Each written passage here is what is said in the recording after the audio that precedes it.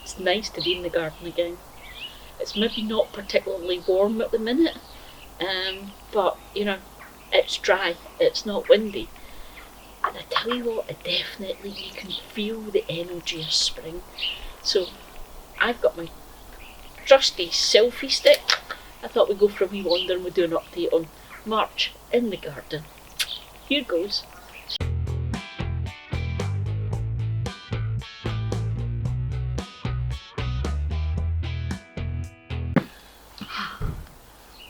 So I thought we would start over here because this is the kind of the biggest newest job that's been done in the garden really, and it's this bed. Oh, that's warm to the touch already, and it's quite early in the morning.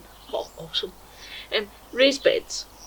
We've had raised beds in here since we came in about 8 years ago, but the first beds we put in were just kind of cheap things we got from the local kind of hardware type store, and they lasted, but they were starting to fall apart. They were kind of being held together and had more bolts and screws and things in them than wood at that point. So last year we replaced those two with some railway sleepers because we figured this way it will last. This one didn't get done at the same time because it's got the strawberries in it and it still had loads of strawberries. So it waited and we did it last weekend. Strawberries got all tidied up and plucked out and reduced because there were so many, and they're back in there nice and happy. The only thing I have to finish today is screwing this net back on, because at the minute it's not fixed on, because normally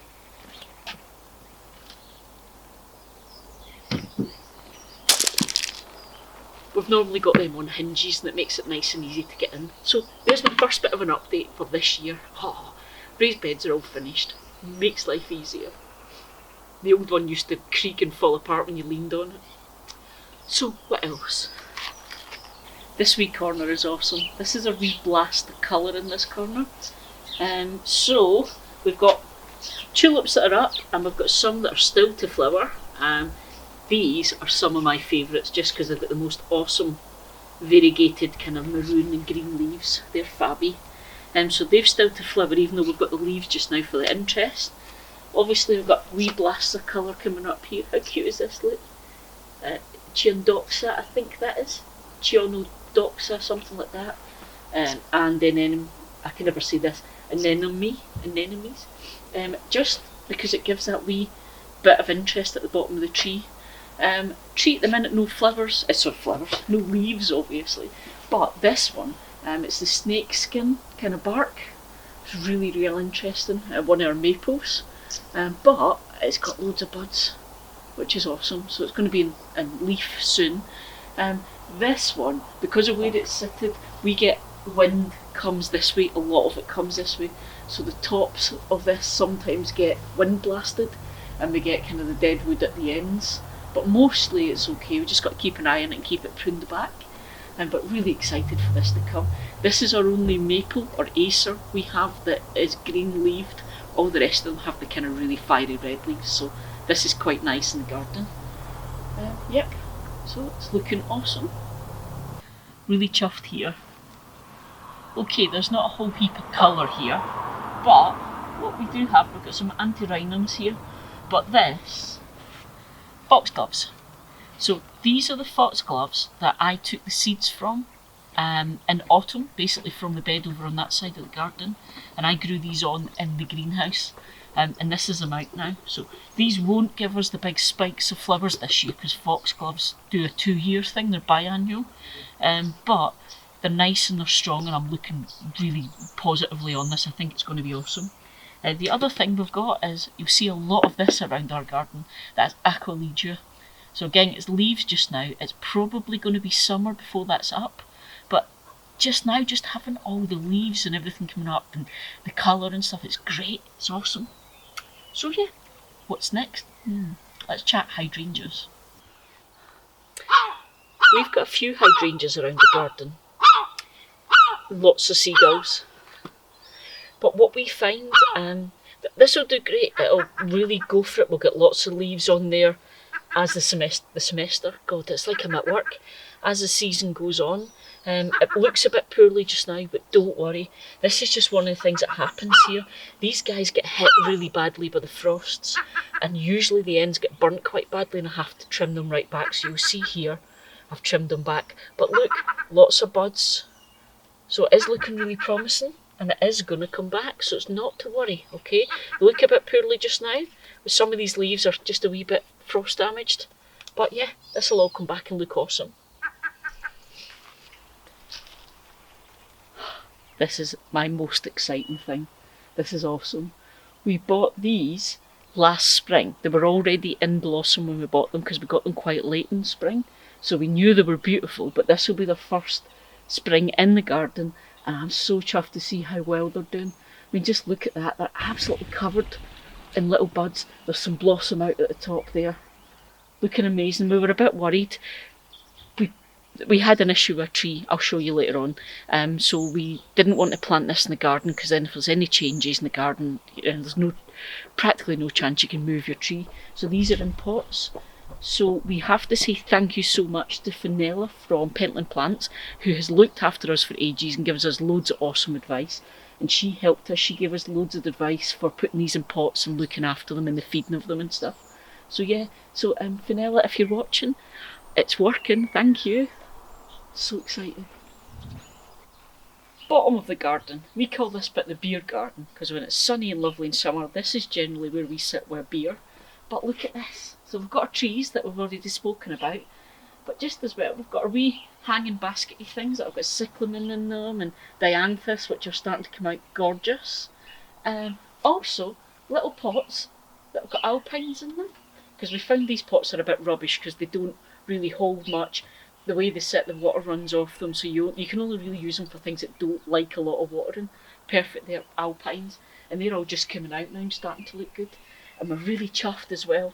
Clematis, we love clematis, but we had to make some repairs to this fence and we lost the one we'd had. So we'll get this new one that we're just starting to train in, so you can see it's going around now. It's just getting there, it's starting to look good now, so yeah. Starting to look exciting. This is a bit of the garden we see from the window, so this is a bit that I get really excited about. One last thing outside to show you, then we'll hit the greenhouse. This little corner here is one of my favourite corners of the garden.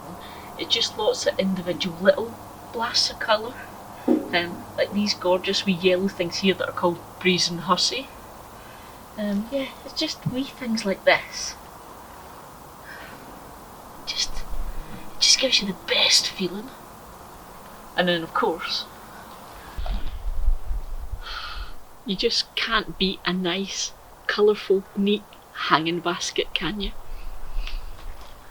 These are quite awesome. These lasted, I think we planted them in August. No, not in August, in autumn last year. And they actually came right through winter. They did brilliant. Sweet Williams. So the last thing then, we're in the greenhouse. This week, nothing has happened in here. You guys know, I've been telling you all about it as we've gone on. But I don't know what happened this week. It's like Friday, officially first day of spring. And just suddenly, it's like, you can just feel it. It's hard to describe. You can just feel the energy of spring. The temperature has changed. There's so much more sunlight. And in here, I was in here yesterday and it was roasting in here. And every time I opened the propagator, there was actually like steam. It was awesome. So I'm feeling really like, fingers crossed, I'm so optimistic. I think this is the week we could get loads of stuff sprouting in here. So what have we got so far? I've taken the lid off the big propagator so I can take you around and show you. So first thing we've got in here then,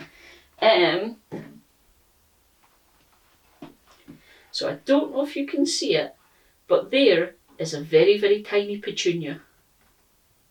It's the only thing to come up so far in this tray, and this tray is the one that's not been double bagged. It's just been the tray inside the big propagator, whereas these have all been double bagged, okay? It's also the last tray of petunias that I planted, so I'm not too panicked about these not being up yet, okay? Next, we've got carrots in here. Now, the carrots really have started coming up. You can see there. Again, this is a thing that I did last year that I found was awesome because it's still quite cold outside, and if I plant my carrots and beetroot in the bed, they take forever to take. So I tried this last year with starting them off in the greenhouse in these root trainers, and it worked awesome because I can leave them in there until they're quite established, which means it's time to get nice outside before I put them out. So carrots. Next one then is beetroot. Again, you've seen the beetroot already, and they're at different stages, starting to look really good, starting to be recognisable as beetroot, which is fabby. So we'll cover this lot up. This one, this is something I do. I have propagators, but I don't need to buy more if I run out. It's just one of these big clear storage boxes. So it lets light in, although it's diffuse light, which is not a bad thing, but it acts like a propagator. Nothing in here has taken yet. This is the very last thing that I planted, and this is the tomatoes and peppers and stuff. So it's probably going to be another couple of weeks before anything in here goes. Back here,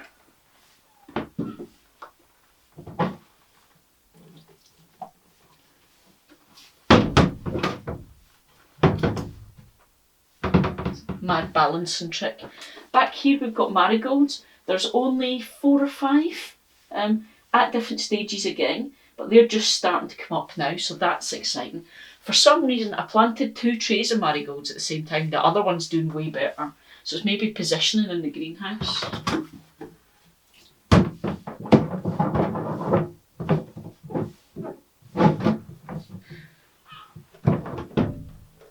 The other one that's a bit disappointing is here.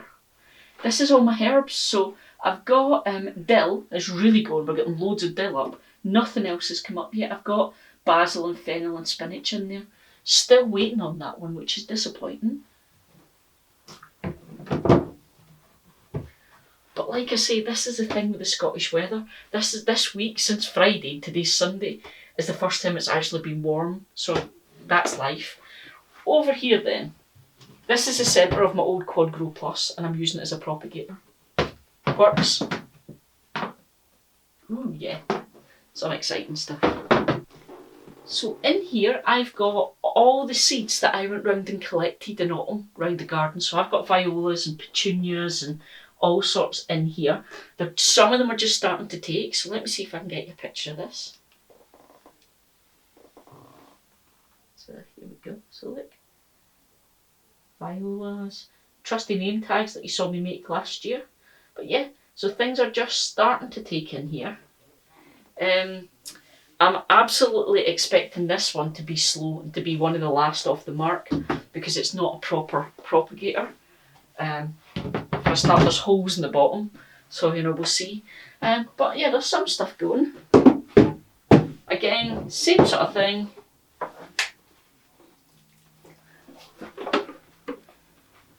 I'll shove this here out of the way. Marigolds. Oh, this is what I was saying. These ones are so different.